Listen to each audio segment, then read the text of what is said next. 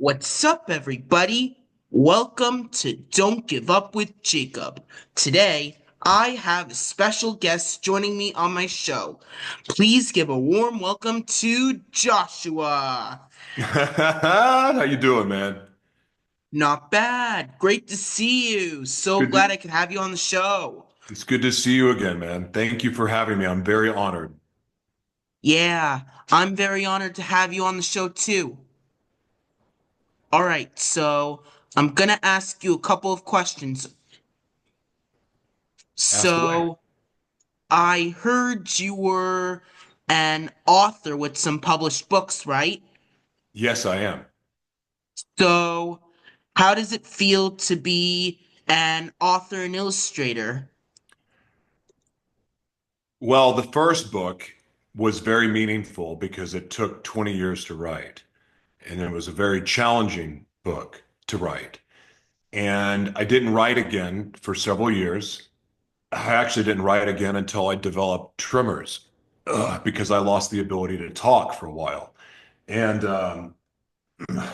sorry, I'm sometimes the technology affects me worse than other times, and today it is. Anyway, so when the tremors started and I lost the ability to talk, I didn't want to stop the mission. I didn't want to stop doing what I was created to do. And even though I lost my voice, I knew all the other forms of media.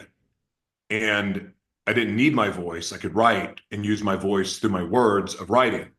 And so in the last year, I wrote 9 books. So I have 10 total now. I've published more, but I wrote my 10th. Well, I just published it 2 weeks ago before I went to New York. And so I, to be honest with you, at this point, I don't really pat myself on the back for being an author, becoming the first one. The first one meant more, and the other books were more of a call of duty, a sense of duty, and there was a bigger purpose behind them. And I don't really pat myself on the back for it, but at the same time, knowing that my dream was to write a book and I never thought I would write one, and to have written 10 is pretty cool, I guess. I don't really pat myself on the back that well, but it is cool to have done, yes. Yeah, I definitely understand. I find it very cool to have some published books as well, like The Missing Voice and The Adventures of Even Steven and Dr. Oddman Out. I love And those names. yeah, and Those I'm are the also best going to names. turn Even Steven and Dr. Oddman Out into a series, and I'm working on another book, which will be the first book of another series. It's still in the works. Cool. That's exciting. So now I'm going to ask you, what do you like doing for fun? I like to create. I actually was just having this conversation. My work is my personal life, and my personal life is my work. And I create when I'm bored. I create when I'm sad. I create when I'm angry. I create when I'm depressed. I create when I'm happy. I create all the time. It brings me the most joy. And the other thing, I love to serve. Creating and serving, helping other people create. I'm sincerely passionate about that. Now, for me, that I know that may sound like a generic answer, but the truth is, I get to create all forms of media, everything from VR, everything from AI creations to books to movies to podcasts to TV events. I get to create every form of media, so there's never any boredom. I love art. I get to appreciate other people's art form and other people's creations because I'm helping them create. It is the greatest joy. My whole life is play. Like this whole notion of grow up and be mature. I mean, yeah, I understand maturity matters. You're a very mature young man, but the idea of growing up seems so ridiculous to me now because I mean, I turned 46 in a week, I think, May 20th. And like in my whole life is based on play and creating and using my imagination. all the things that they told me to stop doing when I was a kid. And I get to be a kid now. And there's no more joy in the world than that. Yeah, I can definitely relate to you. I'm very creative as well, and I also someday, um, I not only look forward to writing and illustrating more books, but I also someday look forward to turning some of my books into actual TV series and maybe also movies, and maybe I'm also looking forward to collab with some other authors and illustrators and maybe even get my own balloon in the Macy's Thanksgiving Day Parade. I'm really looking forward to when that happens. Don't say maybe, speak that into life. Because if you dream that, that means it's meant to happen. So speak it into power. Don't wish it. It's going to happen for you. All that you dream, Jacob, everything that you've dreamed, all those dreams and visions that you have, those things that you imagine, that is God showing you what's possible for your life. So speak it into existence. Speak power to those situations. Don't speak with doubt because you are destined to accomplish all that your heart desires. What wise words. All right, now I'm gonna ask you, what do you do when things get hard for you? Like when you feel something like angry or frustrated or stressed or even like sad over something. Like, how do you deal with that? I surrender and create. I mean that simply. Everything that is unsavory in my life, I surrender to God. Anything I feel that I can't handle, I surrender to God. Even things that I love, I surrender to God. If I meet somebody that I really like, if I love somebody or like somebody, or I meet a new business partner potentially, or a new collaboration partner, I surrender them. I surrender everything in my life. I ask God to remove anything and everything that doesn't belong in my life. So that means that if I know that if I'm struggling with something or something comes at me really hard, that it's meant to be there, but I surrender the emotion to God and trust that it's all going to work out. And then after that, after I've distracted myself from what's going on, then I create because I take that energy instead of because I used to self-destruct.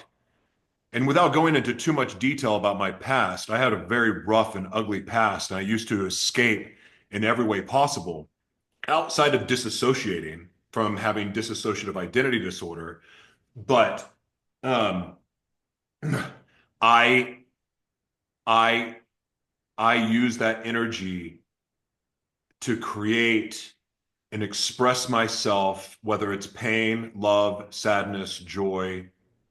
I do that through my art. And my art is through every form of media. But I surrender first. I give it to God, and then I go do something productive.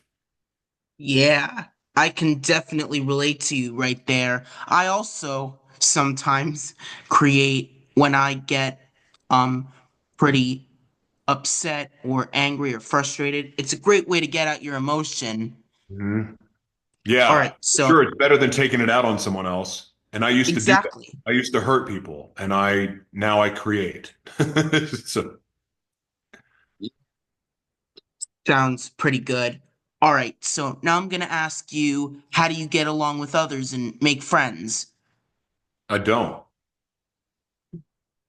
Truth be told, I don't really have that many friends. I don't know if I really have any friends. Um, I have people that I love. I have people that I care for, but I don't really have people in my life on a daily basis.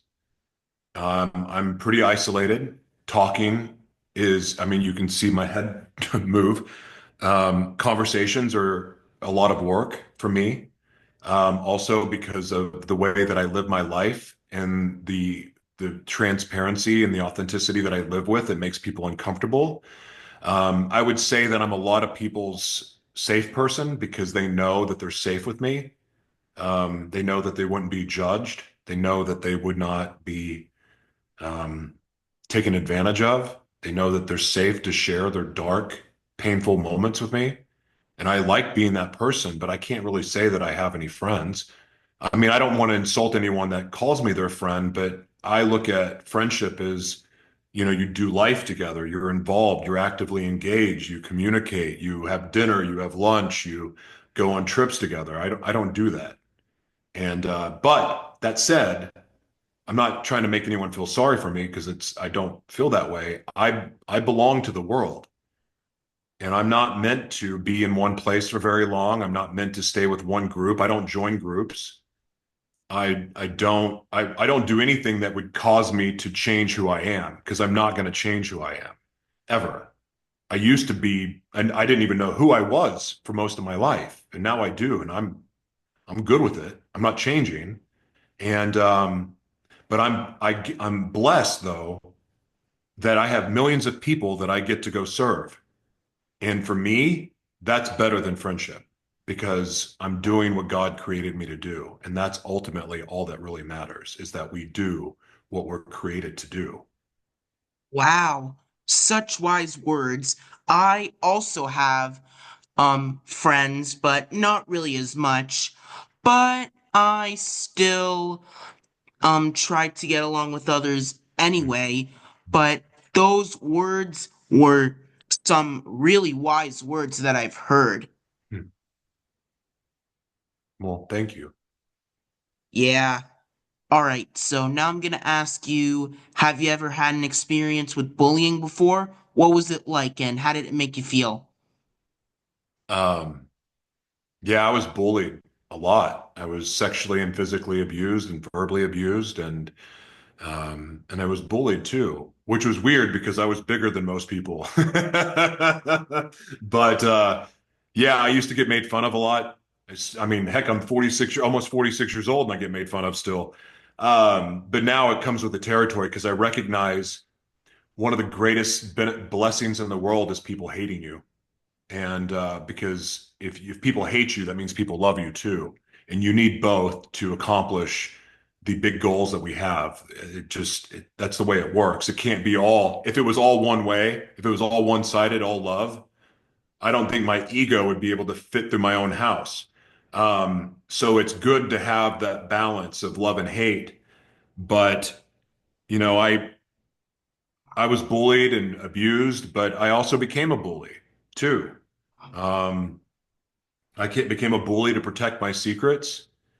So I'm not, again, even just because of the things that happened to me, it didn't give me a right to become a jerk myself.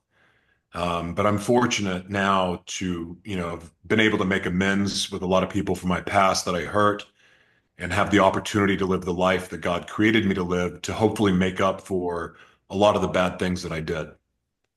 Wow, looks like we really do have a lot in common. Well, I hope that you haven't suffered sexual and physical abuse or verbal abuse. I Um, pray that you haven't. I mean, I don't think I have, but maybe I have. I mean, there's some people that don't really like me, but also kind of love me at the same time. But I sometimes try to ignore those people anyway. That was really funny, Jacob. That was very funny.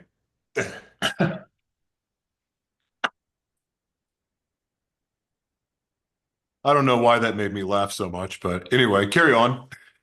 Yeah, we definitely do have a lot in common. I think so. I think so. All right. So I also want to ask you, do you do any type of work in your life? Work? Like Yeah, what do you do for like work? Like, I serve full time. I like to say that I serve God full time, which means I'm serving God's people full time. I don't charge for my services. I mentor, and God put it on my heart to do 10 years ago, and I've been doing it since. And it's made for some very challenging situations, but that's what God put on my heart to do. I mean, as I said before, my personal life is my work, and my work is my personal life. It all ties together. So everywhere I go, I'm essentially in business, but my business is serving. My business is helping people in need, especially underserved communities. wow, wise words. So I'm now gonna ask you, what struggles have you had with your early life? Oh, well, I don't want to be inappropriate at all. How do I word this? Well, I already mentioned sexual and physical abuse and verbal abuse and abandonment. Um, but I also became a drug and sex addict. Um, I was a narcissist. I was mentally ill. I had DID, and I have ASD also.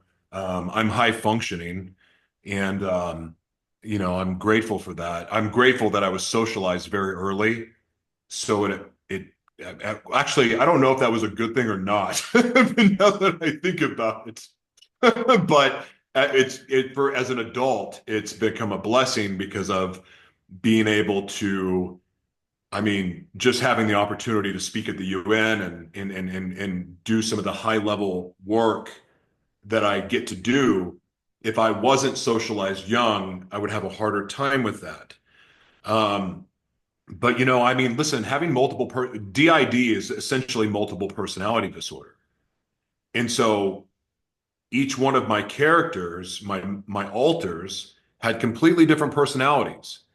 And that's made all relationships very hard. It made me a horrible father, a horrible husband, a horrible boyfriend, a horrible friend, a horrible family member. It was awful. I mean, there's a reason why my first book is called The Devil Inside Me, because I was a devil, beyond a devil. And so my complications are intense. I are intense, but I'm grateful for all of it because of what it exposed me to. I've been so blessed in my life, in my career, to see behind the scenes of every single industry you can imagine, illegal and legal. And in everything that I went through in my life shaped me for what I'm doing today. The foresight, the insight, the things that I know, the way that I believe, the way that I operate, who I operate with, my mission, all of it is accumulation of my life experiences. All the things that were meant to kill me, I get to use as a blessing. It's revenge against the enemy. All the obstacles that come our way in life, like it may seem like we're being attacked, it may seem that life is coming at us. But the truth is, life happens for us. Those things happen for a reason. They're designed to refine us, they're designed to shape us, they're designed to turn us into who God created us to be. And I have no regrets. I mean, there's people I wish I didn't hurt, but by the grace of God, I've been able to make amends with them. And now I'm friends, including my ex-wife, who is in my book. And to for God to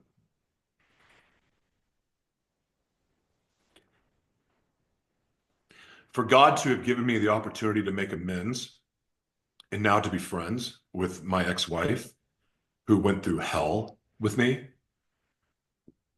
it just shows you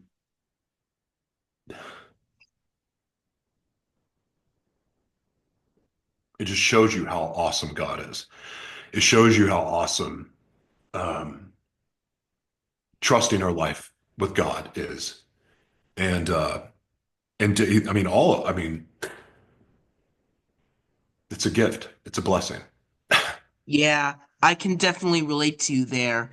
I sometimes have struggles with my life too. Like I clap randomly, I say random things out loud, and I also especially have some struggles in school where I feel like some of the people are being rude to me, especially the students and the teachers. I know they're not trying to be mean, but I sometimes feel like they're being a little serious, and I also feel like the teachers are going too fast for me to keep up, and I can't understand something, but I always try my best to ask for help whenever I can, and I always try to stay positive, even when things get hard for me. I want to tell you something. Really? Life is going to kick you in the nuts, Jacob. But guess what? take it with a smile. I'm not telling you to be willingly to be abused. I'm not saying that. But take the moments, the rejection, the hatred, the pushback, the people not understanding you, count it as a blessing because it will prepare you and shape you for the purpose that you were really created for. There's no accident, Jacob, that you are tackling media at this age. You're a voice for the voiceless. You were created not only to help set other people free, but part of that responsibility that comes with what you're called to do is being able to embrace the suck. You're going to learn at some point the joy in suffering. And even though I don't want anyone to suffer, it's the greatest gift that you will ever have. So as every obstacle comes at you and every challenge comes at you, Jacob, count it as joy. Count it as joy. And I'm not saying that to be weird. I'm not saying that to be religious because I'm not even religious, even though I talk about God all the time. I'm far from religious. But I'm going to tell you that you're going to take bullets, but you were created for that. And anytime you put a microphone in front of your face, and anytime you take a stand, and anytime you put yourself out there, you have to be willing to embrace the suck, embrace the pushback, embrace the hate, because it's good for you. And it's going to prepare you for what you're really called to do. Yeah, those really are such nice words, such great advice. All right, that's it. Thank you so much, Joshua. I'm Thank so you. glad I could have you on the show today. Thank you for sharing your life with me. All right. God bless you, man. Tell your parents I said what's up. Much love to all of you. Thank you.